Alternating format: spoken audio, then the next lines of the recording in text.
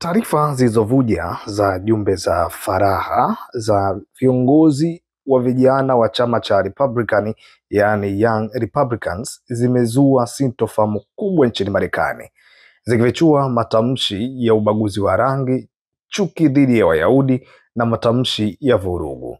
Gazeti la Politico lilipokea ujumbe zaidi ya 28,000 kutoka kwenye kikundi cha faragha cha Telegram kitwacho Restore War Room, ambacho kilikuwa kikiunganisha viongozi wa vijana wa Republican kutoka majimbo mbalimbali ikiwemo New York, Kansas, Arizona pamoja na Vermont.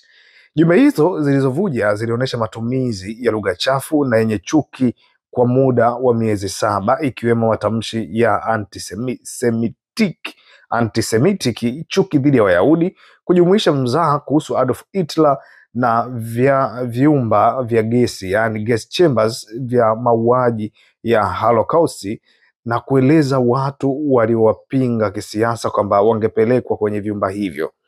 Lakini kingine ni ubaguzi wa rangi, matumizi ya lugha za matusi na kudharau watu weusi, ikiwemo kuwaita nyani na watu wa tikiti maji, yani watermelon people, vurugu na ubakaji.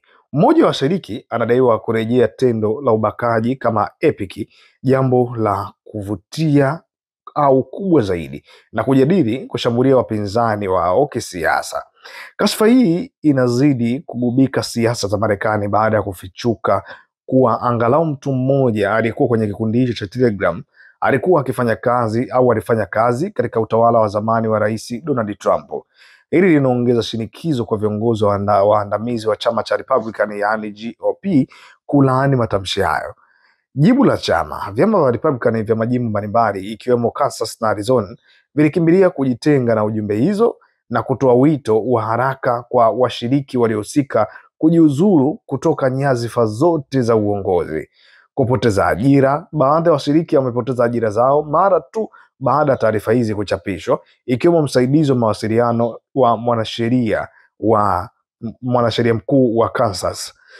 Jumbe hizi zilizovuja zilitolewa kwa Politico pamoja na Kevin Waxy, ambaye ni mwenyekiti mwanamwamia Yahudi wa klabu ya New York Young Republican Club. Kuvuja huku inasemekana kuwa sehemu ya mzozo mkubwa wa ndani wa chama cha Young Republican National Federation. Waxy, ambaye hapo awali alifanya kazi kwa American Jewish Congress na ambaye pia ana picha akiwa na wakili mashuhuri wa Kiyahudi, yaani Alan Dershowitz, alidai kufanya hivyo kwa lengo la kufichua ukweli ambao ulikuwa unajifichwa ama unafichwa kwenye grupu hilo.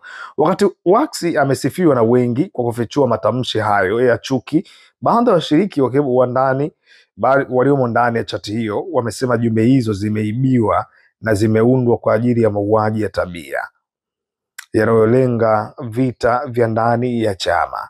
Huu ni mwangaza wa nadra kuhusu mazungumzo ya faragha ya baadhi ya viongozi vijana wa kisiasa, na unaleta swali zito: ni kiasi gani za chuki aina hii kimejificha ndani ya mifumo ya kisiasa za Marekani? Nadhani endelea kufuatilia, kila kubwa tutaendelea kukupatia.